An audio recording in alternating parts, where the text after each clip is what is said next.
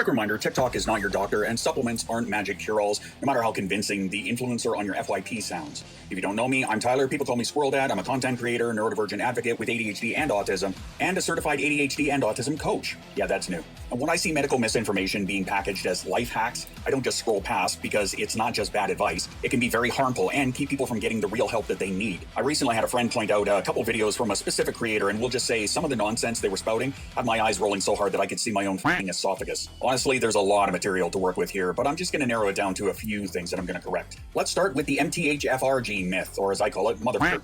Yes, certain MTHFR variants are very common, up to 40% of people in some populations. No, that does not mean that your body can't process regular folic acid. Both the CDC and the NIH say that most people with these variants process folic acid just fine, and the standard 400 micrograms a day works regardless of genotype. And genetic testing? Major medical organizations do not recommend routine MTHFR testing, because for almost everyone, it changes nothing about the treatment. So when someone says push for genetic testing and then buy this special B vitamin from my link, that's not a medical recommendation, that's a f***ing sales funnel. And yes, B vitamins are important, especially if you're deficient, but they're not a universal fix for fatigue, memory problems, or chronic illness. Next up, the so-called holistic Adderall. Here's the reality. No over-the-counter supplement, not lion's mane, not L-tyrosine, not alpha GPC, has the same proven effect on ADHD symptoms as prescription stimulants. That's not big pharma propaganda. That's decades of randomized, controlled trials in peer-reviewed journals. Yes, some of these ingredients may help in very specific contexts, like L-tyrosine possibly boosting cognitive function under acute stress, but that's not the same thing as managing ADHD or releasing dopamine and keeping it there. That's just not how dopamine works in the brain. If a drink makes you feel more focused, cool, enjoy it. But understand that's a personal response, not a guaranteed clinical effect. And now the dopamine burnout story. ADHD is a neurodevelopmental condition. Symptoms start in childhood and show up in more than one setting.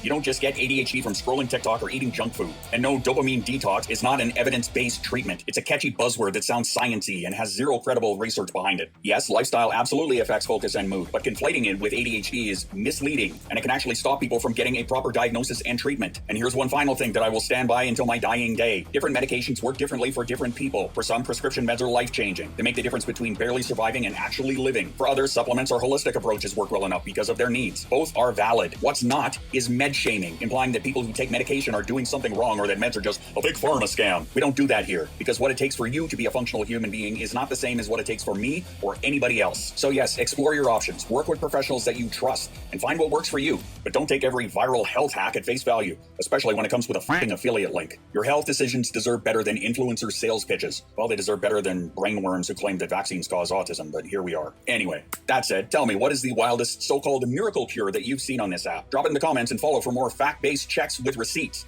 not bullshit rhetoric.